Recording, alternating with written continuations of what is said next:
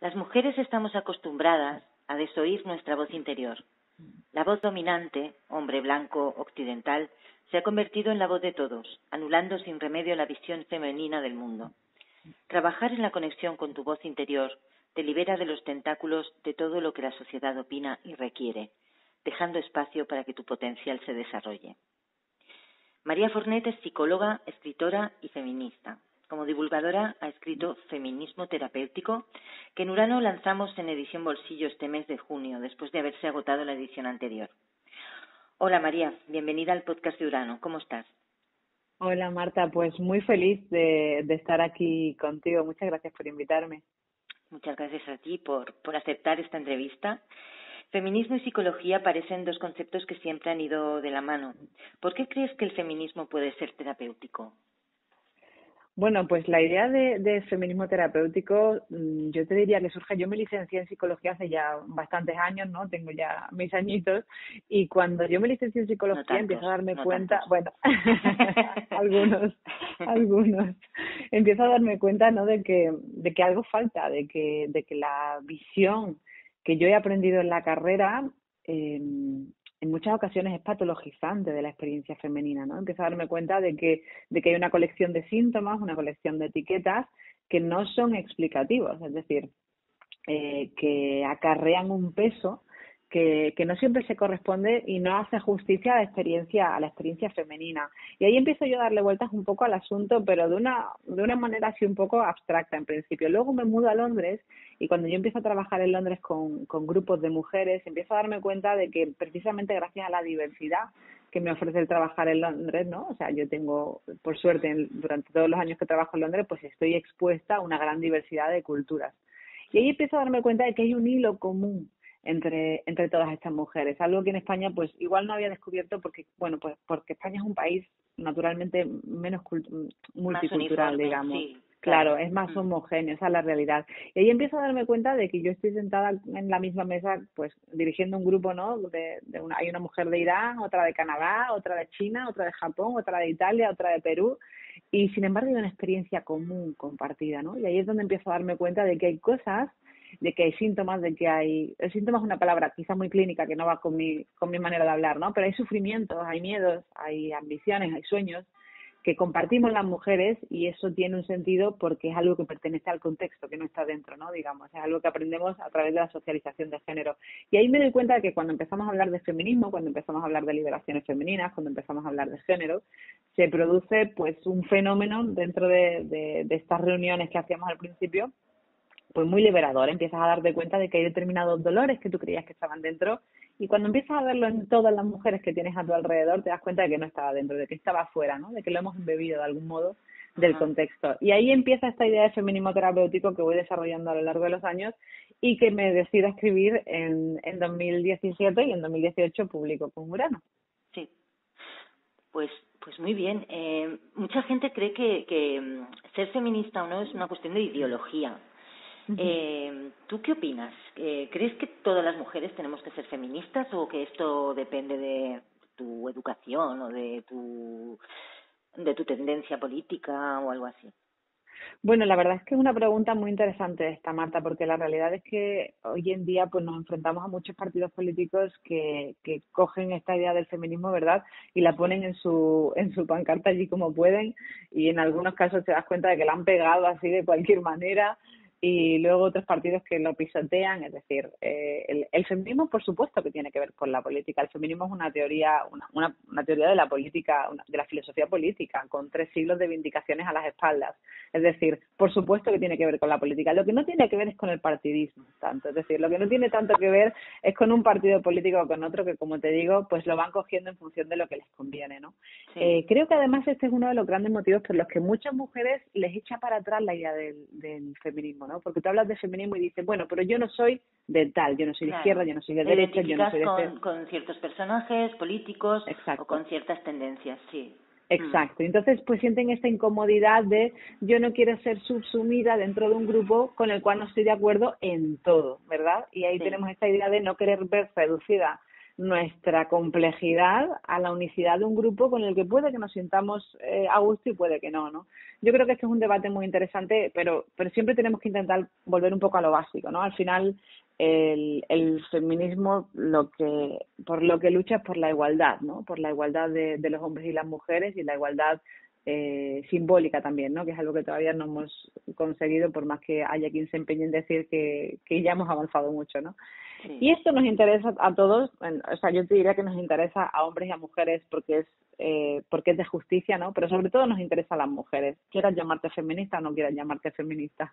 Y además siempre es algo importante recordar que por más que una crea o no crea en determinadas cosas, hemos dicho antes que hay 3 siglos de vindicaciones feministas a las espaldas, es decir, 3 siglos de mujeres partiéndose la cara por ti, Sí. de algún modo, porque tú tengas hoy lo que tienes, ¿verdad? Y porque yo tenga hoy lo que tengo. Así que es importante recordarlo. Pues sí, la verdad es que es un debate muy interesante. Creo que deberíamos hablar más sobre esto. Tú también hablas en el libro de la búsqueda de la identidad para tener una voz propia. ¿Qué es la identidad? Bueno, pues fíjate que algo de lo que yo hablo mucho, Marta, es de los peligros del autoconocimiento, ¿no? Es decir, me gusta jugar con estas dos cosas, ¿no? Con la idea de que una tiene que buscar su propia voz, pero también ser consciente de que una no debe de perderse en las derivaciones de su propia mente, ¿no? De que una no debe pasar la vida dándole vueltas a las cosas en la cabeza y planteando si yo soy más esta, si yo soy más aquella, ¿no?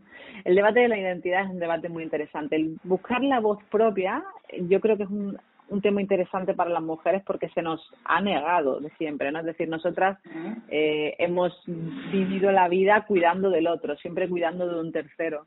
Y nos encontramos con que ahora, poco, y no en todos los sitios del mundo, empezamos por fin a entrar en un escenario en el que podemos plantearnos cosas como cuáles son mis mayores sueños, cuáles son mis ambiciones, yo qué quiero hacer con mi vida, yo qué tipo de mujer quiero ser, yo qué tipo de legado quiero dejar atrás, que son preguntas para las que una necesita gozar de ciertos privilegios, porque hemos dicho que no en todos los sitios del mundo una mujer se puede todavía plantear esto, ¿no?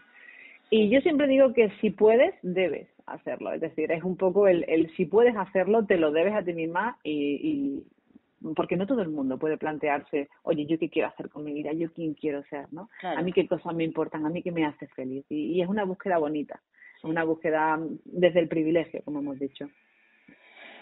Pues es verdad. Nosotras que podemos, debemos aprovechar esta suerte que tenemos, ¿no? Porque si viviéramos en otros sitios del mundo seguramente no podríamos. Claro. Tú también haces un alegato a favor de la creatividad para conocernos mejor. A mí esto me ha encantado. Es una de las partes más bonitas del libro. ¿Tú en qué crees que pueden ayudarnos las actividades creativas? Bueno, la creatividad, por definición, desde el punto de vista de la psicología, es lo que llamamos en psicología pensamiento lateral y es solución de problemas. Es decir, crear es asomarte al abismo de lo desconocido, crear es romper reglas y esto es increíblemente interesante si lo planteamos desde el punto de vista del género, ¿no? Uh-huh. Donde pues, precisamente por ser mujeres o por ser hombres tenemos ciertos mandatos, ciertas prescripciones de conducta, es decir, ciertas cosas que se esperan de ti, hay unas expectativas que imponemos, ¿no? Hacia lo que va a ser un hombre o lo que va a ser una mujer. La creatividad te libera de todo esto, el aprender, el poner en marcha el proceso creativo es muy beneficioso a nivel de salud mental también, precisamente porque te ayuda a romper reglas. La flexibilidad psicológica o la flexibilidad cognitiva es una de los mayores predictores, ¿no?, de salud mental. Uh-huh. De ahí que sea tan interesante el ejercer la creatividad, claro, de manera activa. Claro. Pues nada, venga, a ser creativas. que además nos va a sentar de maravilla. En tu libro hay un montón de citas interesantes, que bueno, esto es otra cosa que también me encanta porque es que abres por cualquier página y te encuentras con una reflexión muy, muy interesante. ¿Qué te parece si recuperamos algunas? Yo la leo y tú me dices qué podemos aprender de esa frase. ¿Te parece bien? Vale. Vamos allá. Pues vamos allá. Al final, todos nos convertiremos en historias. Esto lo dijo Margaret Atwood, la autora del libro del cuento de la criada. Bueno, fíjate, a mí esa frase me resulta especialmente interesante porque yo además, una de mis especializaciones en psicología narrativa, yo me fui a Inglaterra y una de las especializaciones que hice fue en psicología narrativa y precisamente la psicología narrativa lo que nos viene a decir es que somos historias, es decir, somos las historias que hemos consumido a través de la ficción, somos las historias de nuestros padres, de nuestros hermanos, las historias del lugar en el que vivimos, las historias de la casa, ¿no? Que habitamos, las historias, pues todo ese tipo, las historias que nos contamos a nosotras mismas de quiénes somos y la historia que contamos a los demás de cómo queremos que los demás nos vean en el mundo, ¿no? Las historias que los demás cuentan de quiénes somos nosotras, ¿no? Todo este tipo de narraciones construidas son los que van conformando nuestra identidad y eso es algo increíblemente arbitrario en el sentido de que yo puedo presentarme ante ti eligiendo 3 puntos de mi historia y tú vas a tener una idea de mí muy diferente que si escojo de manera azarosa otros 3 puntos diferentes para describirme, ¿no? Y eso es increíblemente interesante y de nuevo nos da mucha libertad. Otra frase. La dieta es el sedante político más potente de la historia de las mujeres. Naomi Wolf. Sí, bueno, esta es una de mis autoras preferidas. Yo he recomendado El mito de la belleza pues 1.000.000 de veces y desde aquí aprovecho para recomendárselo a todas las mujeres y más aún en momentos de operación bikini, ¿no? Sí, pues exacto, muy interesante como Naomi Wolf explica que una población con hambre es una población sometida, ¿no? Y cuando hablamos de que una población en los países en los que de los que estamos hablando no tiene hambre porque no lo tiene de por sí, digamos, es decir, no tiene dificultad ni escasez de alimentos. Acceso a alimentos, sí. Tenemos que convencerlas de alguna manera para que cierren el pico y para que tengan hambre, ¿no? Y la que haya hecho alguna dieta alguna vez entenderá lo que digo y es que cuando estamos contando calorías o cuando estamos pasando hambre es muy difícil pensar en otra cosa y eso lo dicen los estudios, ¿no? Es decir, es muy difícil que estemos pensando en cómo cambiar el statu quo, por ejemplo, o que estemos pensando en si voto a tal partido o voto a otro, no. Cuando uno está con hambre, uno está pensando en cuándo voy a tener la oportunidad de volver a comer dentro de un rato. Sí, desde luego. Y cuando una se tiene que comprar un bikini también solo piensa en eso. Exacto. Madre mía, Exacto. ¿cómo me voy a ver cuando me lo pruebe? Exacto. Bueno. El lenguaje, la palabra, es una forma más de poder, una de las muchas que nos ha estado prohibida. Victoria Sau. Absolutamente de acuerdo. Al final, bueno, el lenguaje es todo, ¿no? El lenguaje es lo que nos diferencia. Bueno, hay otras especies que tienen comunicación, pero ninguna, desde luego, tiene una comunicación tan elevada como nosotros. El lenguaje es lo que lo complica todo. Es decir, el lenguaje es precisamente el que crea que existan pues determinados sistemas de poder, ¿no? Es el que crea los sistemas de poder, el lenguaje es el que crea nuestras experiencias, la manera en la que nos narramos a nosotras mismas, la manera en la que establecemos diferencias entre unos grupos y otros. El lenguaje es, pues bueno, es el gran arma que tenemos para curarnos también, pero desde luego también es parte de la complicación de la vida que nos hemos creado, ¿no?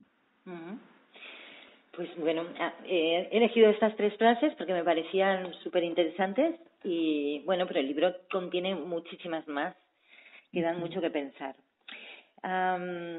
Después hablas también del amor romántico. ¿Es cierto que el feminismo ha matado el romanticismo?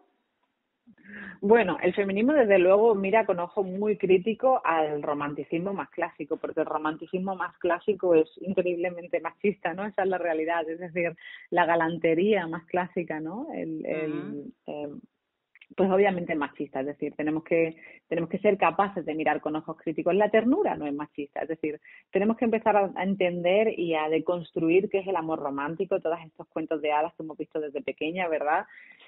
Pues la bella durmiente durmiendo y que llega un hombre mientras ella duerme y le da un beso, ¿verdad? Todo este tipo de cosas que tenemos que empezar. Te salva el príncipe, sí. Claro, exacto. Tenemos que empezar a cuestionar todo esto y yo creo que llevamos mucho tiempo cuestionándolo. En ese sentido, el feminismo necesitaba matar al amor romántico y gracias por haber hecho ese trabajo, ¿no? Al feminismo. Lo que no quiere decir, obviamente, que el feminismo no crea en el amor o que el feminismo, pues eso, no crea en la ternura y no crea en ese tipo de amor que puede surgir entre dos personas. Pero desde luego hacía falta de construir el mito del amor romántico y hacía falta que bueno, pues que lo mirásemos con un ojo más crítico, ¿no? Sí, claro, porque al final esas historias lo que nos dicen es que necesitamos un hombre, ¿no? Para sobrevivir. Claro. Y eso no es verdad. Claro. ¿Cómo se hace para romper esa barrera de incomodidad que nos impide aceptar algunas cosas de nosotras mismas. A ver si me explico. Cuando no queremos darnos cuenta, por ejemplo, es un ejemplo que pones tú en el libro, de que la pareja con la que estamos no nos conviene, pero no nos atrevemos a dar el paso por miedo o por el que dirá la familia. Es por poner un ejemplo, ¿eh? O las mujeres a lo mejor que están sufriendo un acoso en el trabajo, aunque sea una cosa muy velada, y que no se atreven a decir nada porque, bueno, a ver si me van a despedir. Es decir, ¿de dónde sacamos fuerza para romper esas barreras que nosotras mismas nos ponemos? Porque me parece que ahí debe haber una clave importante, ¿no? El hecho de que tantas mujeres maltratadas no salgan de su entorno, no se vayan de casa. Tiene que haber algo que les ayude a salir, que les ayude a dar ese paso. ¿Cómo lo podemos hacer?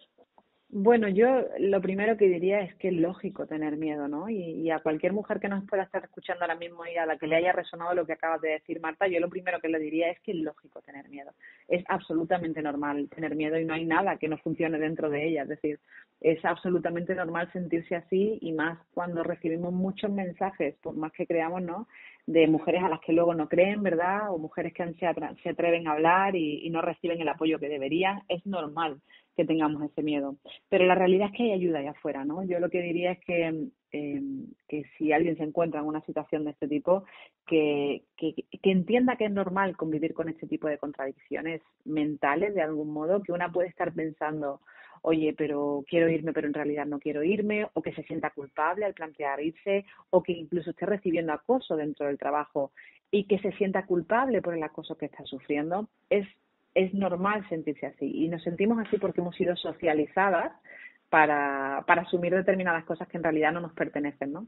Uh-huh. Para hacer creer, ¿no? Cuántas veces hemos oído comentarios de, bueno, pero qué ropa llevaba cuando sufrió un abuso, ¿verdad? Sí, Es decir, hemos totalmente. oído este tipo de comentarios un millón de veces. Así que yo lo primero que diría es, desde el punto de vista psicológico, es normal sentirse así. Lo que no quiere decir que sea verdadero, es decir, una tiene que plantear sus pensamientos no desde el punto de vista de si es verdadero o es falso, sino desde el punto de vista de si te va a ser útil.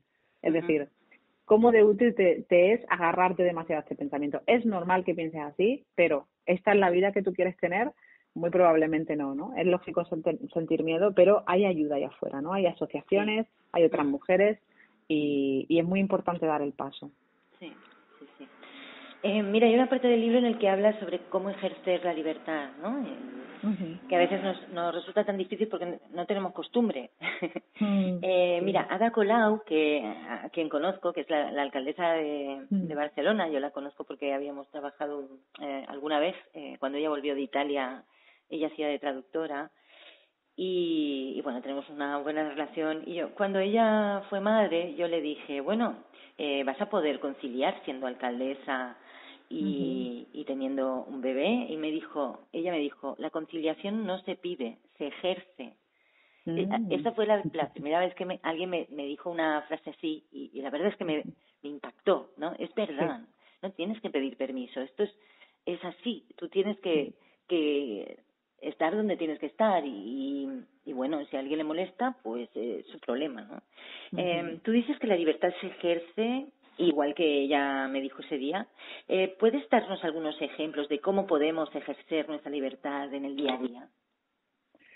Bueno, pues eso para cada mujer va a depender. La realidad es que yo siempre pongo un ejemplo que ponía mi padre. Mi padre pues pasó una gran época de su vida, por desgracia, en una silla de ruedas. Yo siempre decía que para él el símbolo más clásico, digamos, de la libertad era el mando a distancia, ¿no? Es decir, el mando a Sí. distancia seguía siendo el último reducto para él de la libertad, porque podía escuchar y no escuchar a determinadas personas. Podía siempre hay algo, ¿no? Y era una manera Sí. para él de expresar que siempre hay algo que uno puede hacer para seguir teniendo control, ¿no? Ajá. De aquello que afecta o no afecta a tu mente, de la información que tú quieres consumir o aquella que no quieres consumir, y cómo eso va a conformar tus sentimientos, cómo eso va a conformar tus pensamientos, cómo eso va a conformar el sentido que tú tienes de ti misma y del mundo. Con lo cual yo me quedaría un poco con ese ejemplo, ¿no? Es decir, siempre hay alguna manera de ejercer tu libertad. Busca cuál es la manera en la que tú puedes ejercerla. En ocasiones pues por desgracia solo vas a tener el mando a distancia, ¿verdad? Pero en otras muchas ocasiones, en muchas más que lo anterior, vas a tener la posibilidad de ejercer tu libertad tomando decisiones. Esa es la mayor manera en la que una puede ejercer la libertad en la vida, tomando decisiones. Cuando te atascas en la mente, ¿no? Y empiezas a darle vueltas a no sé si hacer esto, no sé si hacer aquello, la mayor manera de ejercer tu libertad es tomar una decisión, pasar a la acción, caminar hacia adelante. Muchas veces tenemos miedo, ¿verdad?, de tomar una decisión, de equivocarnos, de no hacer lo correcto y nos pasamos la vida en la mente, la vida dándole vueltas. Y no es esa la manera en la que una vive una vida con sentido, una vida plena. La vida hay que vivirla pues saltando al ruedo, ¿no? Tomando decisiones, manchándose, diciendo, ay, pues mira, pues por aquí no era, ¿verdad? Pues era por otro lado. Es decir, el fracaso, aquello que llamamos fracaso, también muchas veces es un feedback maravilloso, ¿verdad? Que no vamos a tener Sí. si estamos permanentemente en nuestra mente. Evidentemente, el que tiene boca se equivoca, ¿no? Exacto. Bueno, María, ha sido un placer hablar contigo, de verdad. Cuántas cosas interesantes. Yo les diría a las lectoras que no se pierdan tu libro, que estoy segura que lo van a leer más de una vez, que Feminismo Terapéutico es de esos libros que te hacen compañía, que solo por tenerlo en la mesita de noche ya te sientes mejor. Y vais a encontrar muchas más cosas en el libro, aparte de las que hemos hablado con María. Ella habla también de sororidad, de los ciclos hormonales, de esto último, de cómo tomar decisiones.